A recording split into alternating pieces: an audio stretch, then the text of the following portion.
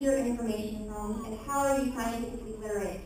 And if you are not, which is understandable because if that's not your field, that's fine, but where are you getting your information from, and why are you voting against the EPA, which provides information to the public and to scientists to give us the correct policies that would actually help improve our environment and economy. Thank you very much.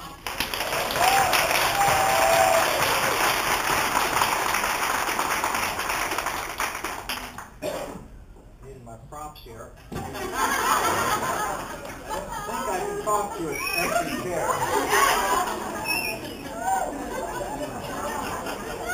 Okay, how about the cheat sheet? Can you hear me? Okay. Thank you for allowing me this time to speak. I hope I can call you Jamie. It's one of my favorite friends' names. I know I'm brown-nosed a little bit here, but it's the truth. And I promise you what I have to say won't be too painful. I know you may have had other priorities such as dialing for dollars, campaign dollars, which I hear takes up an enormous amount of time, or making sure some folks don't get left behind. You know, the kind of folks that wouldn't be caught dead in this audience. I don't have a real question.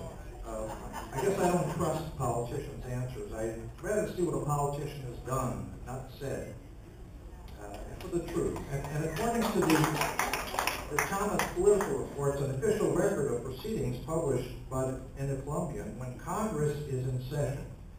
And according to them, you have been a very, very naughty politician. I hope folks will pay more attention to these reports. Every Monday, Congress is in session. Instead, I've come here to promote a book, Hope Dies Last by Studs Terkel, published in 2003 when we might have had similar problems as today. Actually, I do have a question.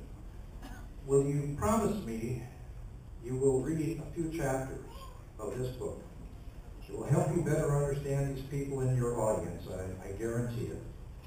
Not only will you get to know the humanity of these folks better, but it may be a twofer for you. Let's say when your girls grow up, as they tend to do, let's say they prefer to be around the kind of folks who sit in this room, as opposed to hanging with the Trump brats.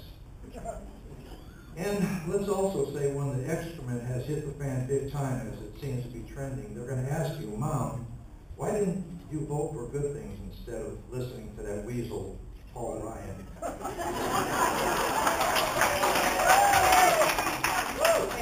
But there are going to be many, many opportunities to do that, to do the right thing in the future.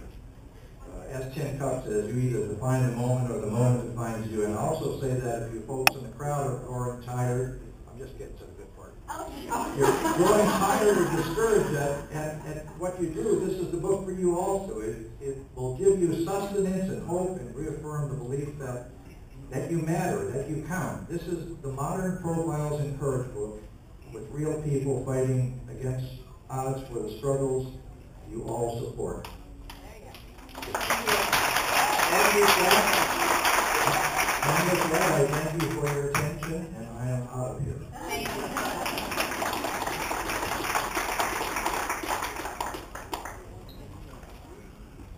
Hello, Jamie. My name is Mark Keeley from Tacoma, Washington, 98625. I'm wondering why you think Northwest Innovation Works, a Chinese government-backed limited liability company, should build the largest methanol refinery on the Columbia River using 5 million gallons of water per day and creating 1 million tons of CO2 per year is good for our environment. I say keep it in the ground where it belongs.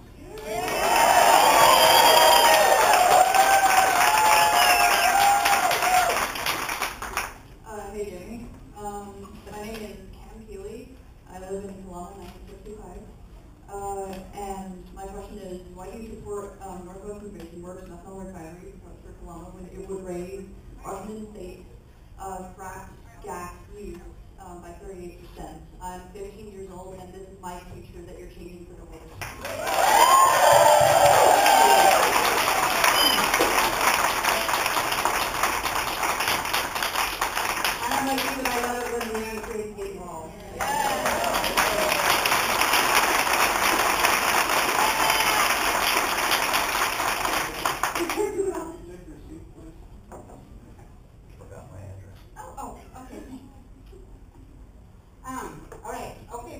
on to immigration, and everybody gets to speak because I don't have time to say it.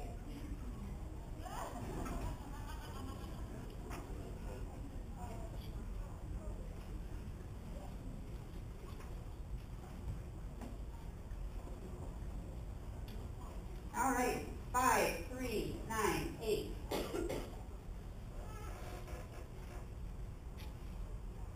5277. 5253.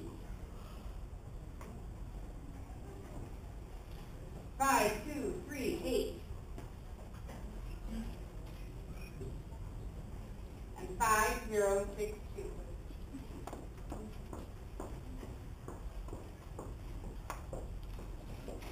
Can I add on to immigration for a second? Yeah. Sure. Okay, you got it?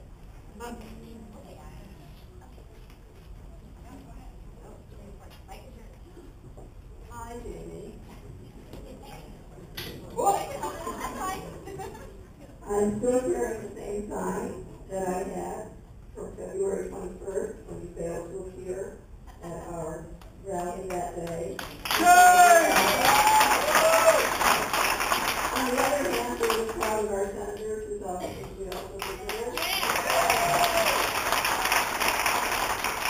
I have a very simple question for you. As a child of immigrants myself, and as many of us are, I assume, how are you making Southwest Washington safe for immigrant families?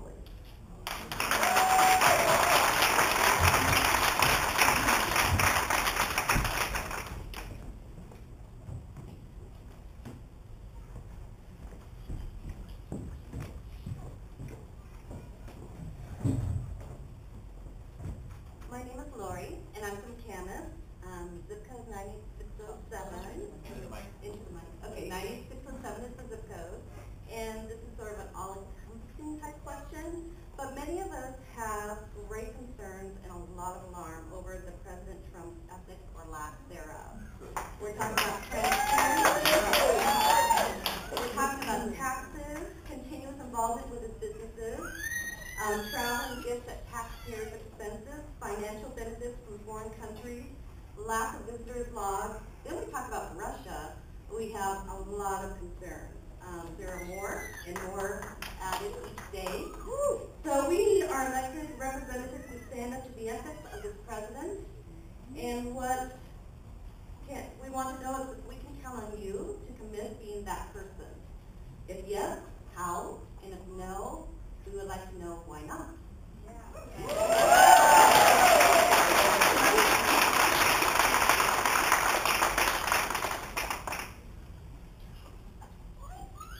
My name is Pat Ray, and my zip code is 98661. Just to show you that I am not a paid professional, to sell this sign could use a little work. Please, Jenny, don't be afraid of us. We are your constituents, but we have questions. I'm a retired teacher, and I have taught some of the DACA children. I was never afraid of them. Why are you afraid of them? Why should they go back? Why should a mother who was following all the rules for 16 years, reporting as she should, be sent back to Mexico without her child? And why should she be sent anyway? She has a special needs child. How would you feel to be in her shoes? Surely, I know you're a compassionate person. Show that compassion and show the independence from your GOP president.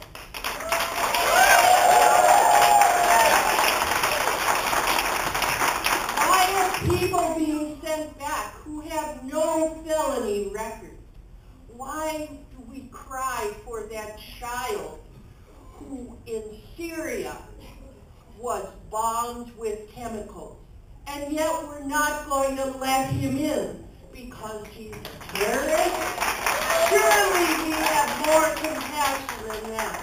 Please, Jamie, be independent. And look at this sign. Don't be afraid of us.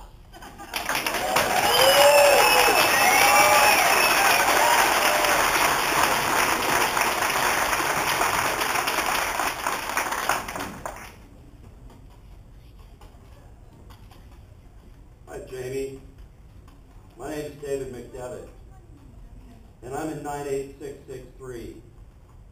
And I'm running against you in 2018. My question for you now is this. Recently, the mother of a 14-year-old was deported back to her home country. And her 14-year-old said, "No one should have to go through this. When I see my mom again, the first thing I'm going to do is give her a big hug. And the next thing I'm going to do, I'm going to tell her that I love her."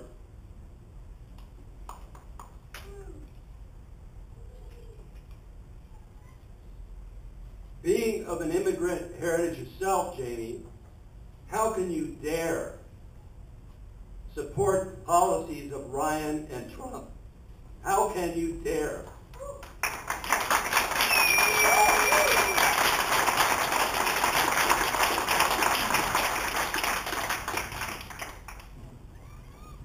Representative Herrera Butler, my name's Doug Hanson, Salmon Creek, 98686.